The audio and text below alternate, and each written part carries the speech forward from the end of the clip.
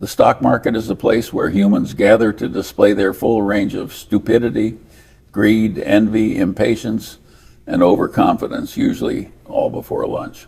Every few years, someone invents a new way to look smart while doing dumb things. They call it innovation. I call it recycling human folly. People think the market is a test of intelligence. It's not. It's a test of character. You can have a PhD from Harvard, a spreadsheet full of ratios, and still behave like an idiot when your neighbor doubles his money in a meme stock. I've seen it for 70 years. In 1969, they called it the Nifty 50. In 1999, it was the dot-com miracle. In 2021, it was crypto revolution. Different costumes, same circus. And each time, the audience gets fooled, not because the tricks are clever, but because the spectators want to be fooled. They don't come to the market seeking truth. They come seeking excitement. They want to feel smart, rich, and special all at once. That's a dangerous cocktail. Warren and I learned long ago, if you're going to participate in this carnival, stay sober while everyone else is drunk. When the crowd roars, step back. When they panic, step forward. That's the whole game, and almost nobody can play it. Because resisting stupidity isn't glamorous. Nobody writes headlines about the man who quietly avoided disaster, but that's how you survive. So, before you buy your next can't-miss investment, remember this simple truth. The market doesn't reward intelligence. It rewards discipline and punishes delusion. You don't have to be brilliant to win. You just have to avoid being a fool. And that, my friend, is harder than it sounds. The market is a mirror. It doesn't show you the truth, it shows you yourself. If you're greedy, it'll tempt you. If you're fearful, it'll crush you. If you're arrogant, it'll humble you. Most investors fail not because the market is unfair, but because they walk into it carrying their worst human impulses and then act surprised when those impulses cost them money. You see, the problem isn't volatility, it's vanity. People don't just want to make money, they want to look smart making money. That's how you end up with grown men quoting Twitter threads as financial wisdom or calling luck alpha. In my lifetime, I've met countless people who were far smarter than I am, but most of them couldn't control their emotions. They'd get euphoric when things went up and suicidal when they went down. And that's not intelligence, it's self-destruction disguised as enthusiasm. You can't win if you can't endure boredom. But the average investor would rather lose money than sit still. They chase the next hot stock, the next shiny idea, the next promise of guaranteed returns.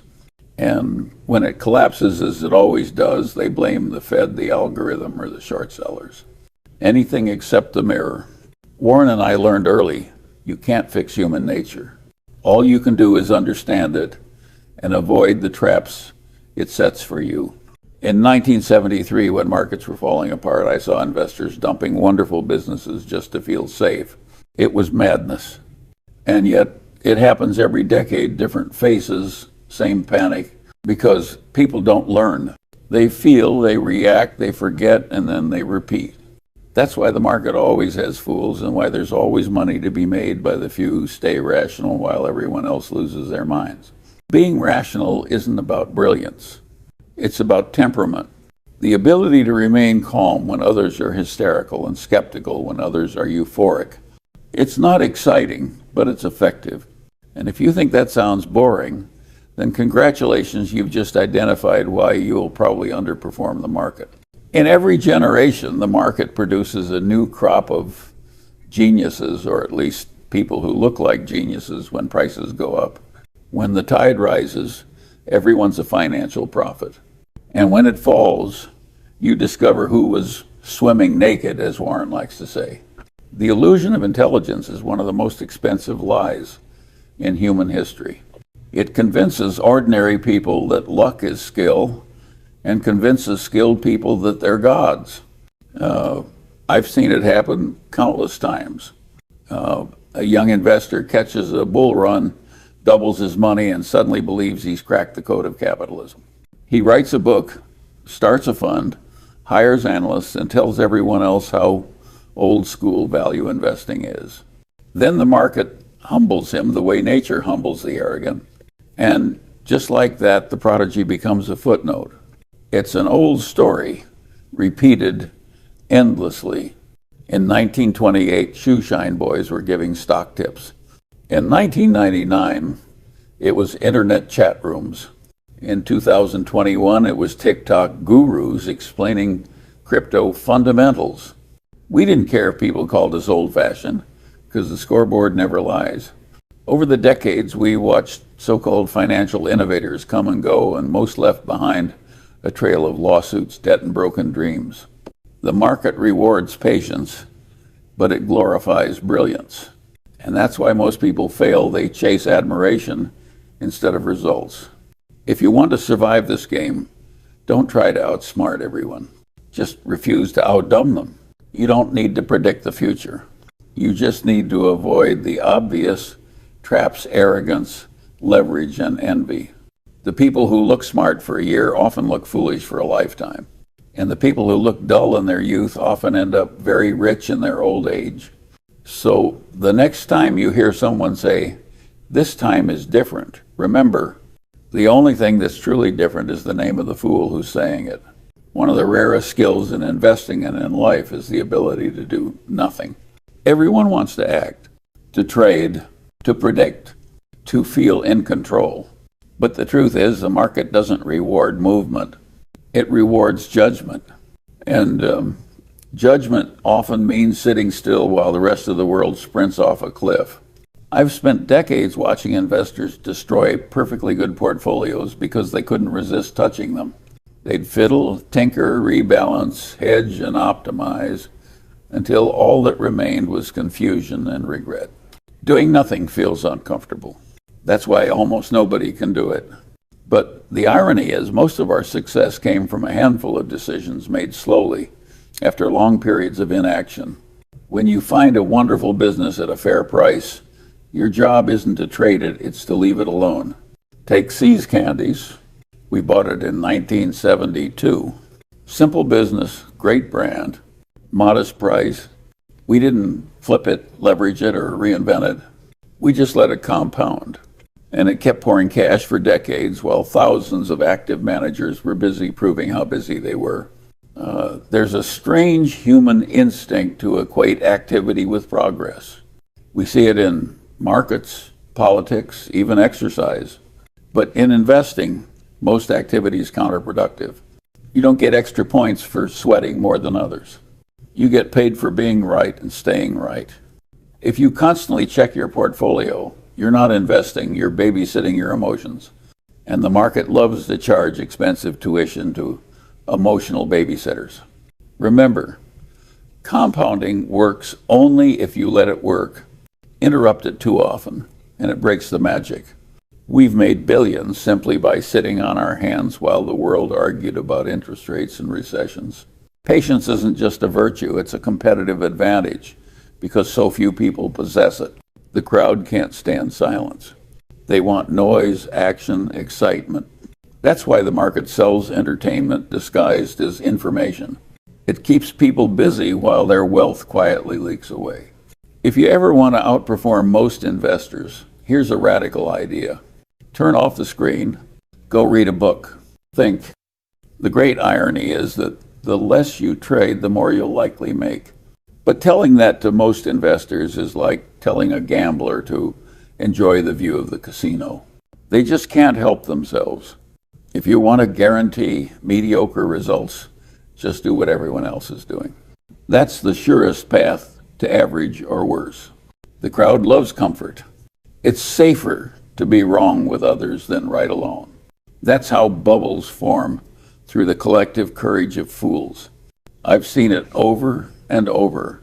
A new story catches fire, the price starts climbing, and suddenly everyone feels brilliant for buying what everyone else is buying.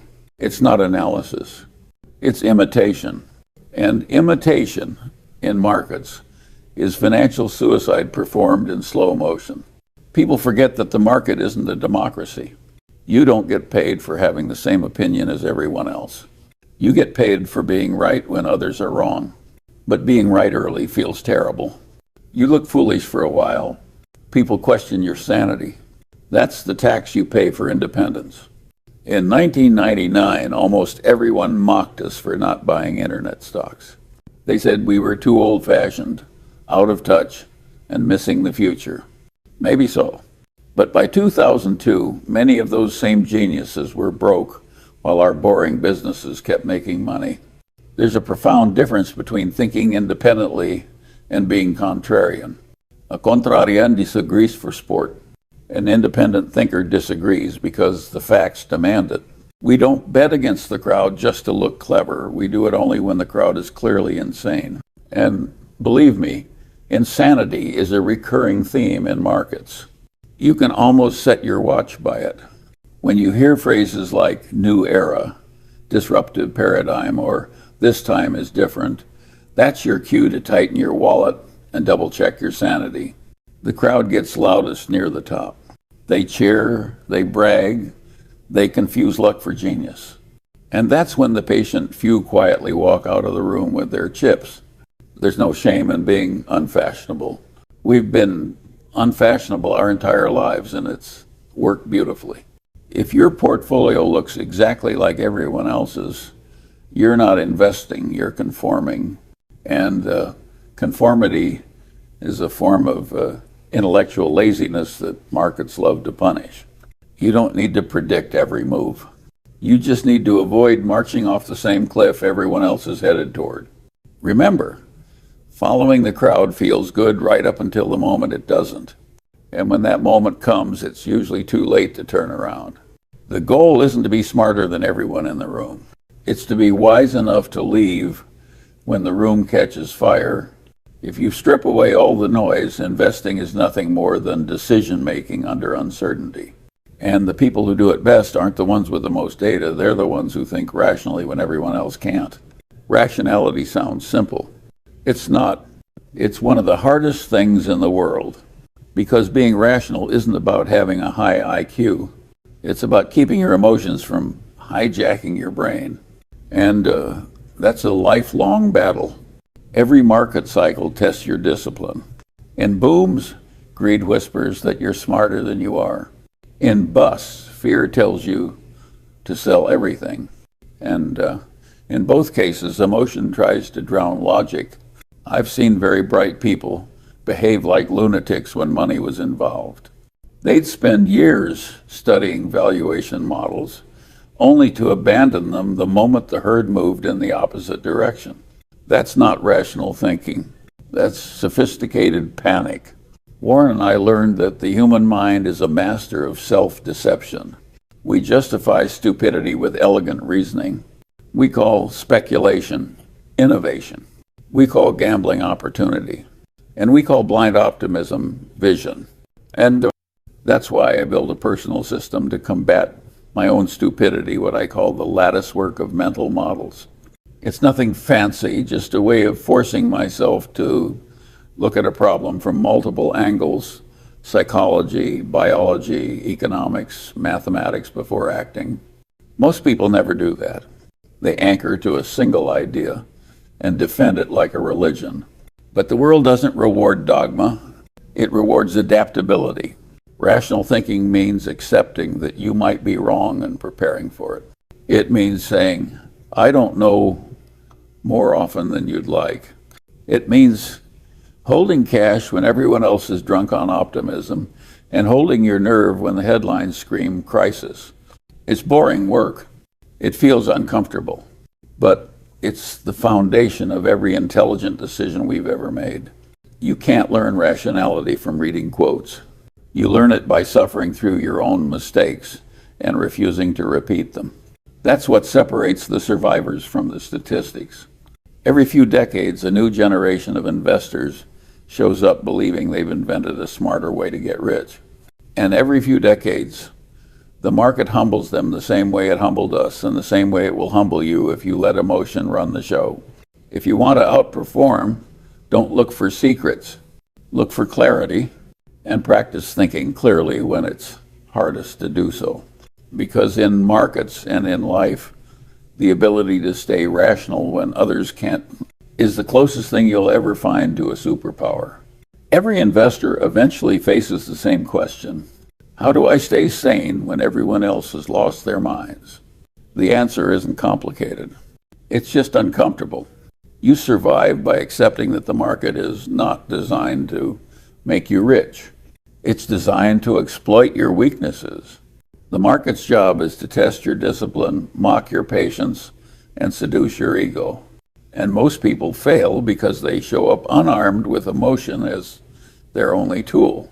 I've seen it time and again. During every mania, the world turns into a casino and calls it progress. In 1929, they leveraged stocks like there was no tomorrow. In 1999, they valued eyeballs instead of earnings. In 2021, they traded dog coins and called it democracy. Each time, the same story played out: greed, denial, collapse, amnesia. And then the next generation repeated it proudly. The first rule of surviving market madness is don't participate in it. You don't have to swing at every pitch. You just have to wait for the fat one right in your zone. Most investors fail because they can't stand watching others make money faster. They'd rather join the parade than wait on the sidewalk. And parades always end in cleanup. You must train yourself to feel no FOMO, no fear of missing out. Missing stupid opportunities is a good habit. It's how you stay alive long enough to find the smart ones. We made our fortune by ignoring 99% of the noise and acting only when the odds were overwhelmingly in our favor. That's not luck. That's discipline. The key is to build an emotional firewall. When prices explode upward, your greed will whisper, "You're being too cautious." No. When prices crash, your fear will whisper, "You're being too stubborn." Ignore both voices. They're just emotion trying to impersonate logic. Survival is about consistency, not brilliance. You don't need a new strategy every season. You need a temperament that can outlast the storm. Because the market's madness always ends the same way, with silence. The noise fades, the charts flatten, and the fools disappear. Then the patient few step in and quietly collect the pieces.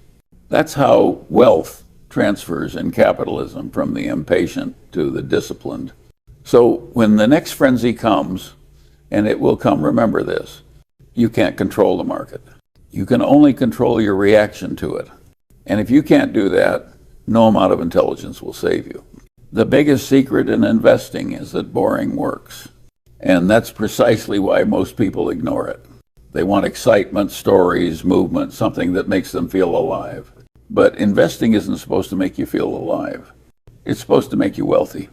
The most profitable businesses we ever owned were dull to the point of insult. Z's, candies, insurance, railroads, Coca-Cola. None of them sound like Silicon Valley cocktail talk, but they quietly compounded for decades while others chased the next shiny object.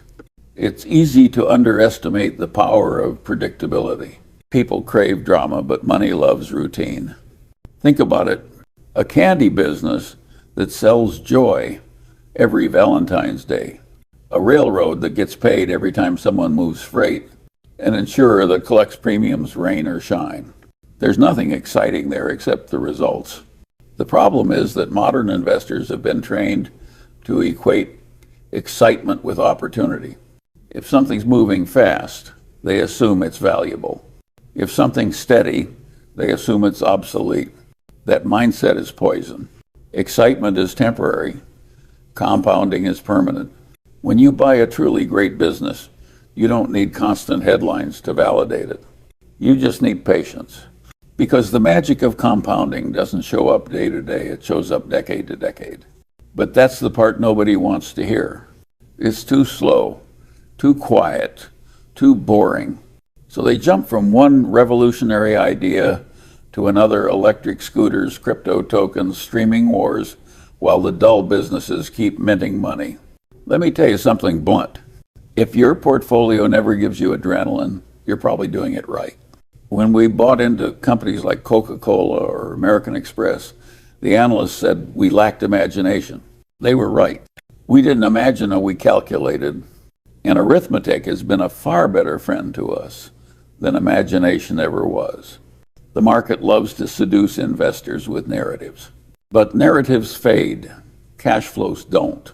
If a business can predictably earn more money each year without drama, that's beauty in its purest form, even if it looks boring from the outside. In the long run, the money flows to the rational, not the restless. And if you ever doubt that, just compare the graveyard of disruptors with the survivors who kept selling chocolate, insurance, and soda through every fad and every storm. Boring doesn't mean dull. It means dependable. And dependability is the rarest asset of all. So if you want excitement, go to Las Vegas. If you want wealth, buy something wonderful and sit still. Wisdom doesn't come cheap. It demands tuition, usually paid in pain, regret, and humility. People think intelligence protects them from mistakes. It doesn't. If anything, intelligence just allows you to invent more sophisticated ways to fail. The real teacher is experience, and experience is what you get when you didn't get what you wanted. I've made plenty of errors in my life. Some were small and forgettable. Others cost me more than I care to remember. But every one of them taught me something the easy years never could. You don't truly understand risk until you've watched something you loved lose half its value overnight. You don't understand greed until you've been tempted by it and survived.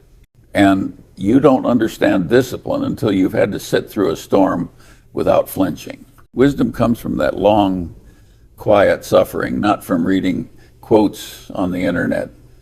When people ask how Warren and I got so smart, I tell them the truth. We didn't. We just stayed alive long enough to let our mistakes educate us.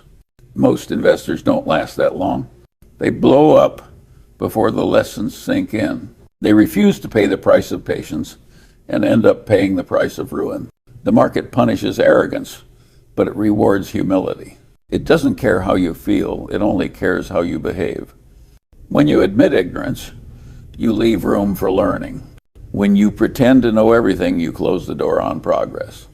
Every smart investor I know carries scars and visible marks from lessons learned the hard way.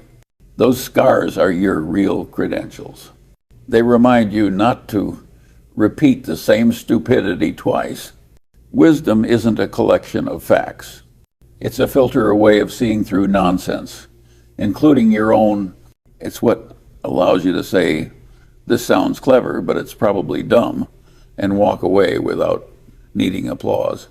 And here's the thing, the price of wisdom never goes on sale. You can't download it. You can't delegate it. You have to earn it by surviving your own foolishness. Most people don't fail because they lack intelligence. They fail because they refuse to accept how limited intelligence really is. If you can remember that, if you can approach every decision with the humility of someone who's been wrong before, you'll end up far ahead of the crowd. Because wisdom doesn't shout. It whispers, be patient, be rational, don't be the fool. And that whisper, if you listen carefully, is worth more than any secret on Wall Street. If you remember nothing else from all this, remember this one truth. In the stock market, it's not the smart who win, it's the sane who survive. Every few years, the market holds a parade of human folly. It dresses up greed as genius, impatience as strategy, and speculation as progress. Most people join the parade. Very few walk away with their wallets intact. The tragedy is that the warnings are always the same, and so are the mistakes. People think, this time is different. It never is. The faces change. The tools change. Humanature doesn't. You'll hear people say investing is complicated. That's nonsense. What's complicated is human behavior. We've known for a century what works. Buy quality. Avoid leverage. Ignore noise. Think long term. And yet, most people would rather chase the latest fantasy than follow the oldest truth. Why? Because stupidity has better marketing. The market is a machine that transfers money from the impatient to the patient and from the foolish to the disciplined. Every time a speculator blows up, a long-term thinker gets a little richer. You don't need to outsmart the world. You just need to outlast its madness. Stay rational when others are emotional. Stay skeptical when others are euphoric. Stay humble when luck is on your side, and calm when it isn't. That's all it takes, and almost nobody can do it. So the next time the crowd cheers for the next miracle stock, just smile. Let them laugh at your boring portfolio, your cash position, your lack of excitement. Because when the music stops, and it always stops, you'll still have your chair. Remember, the market is full of fools. You only lose when you join them. So don't.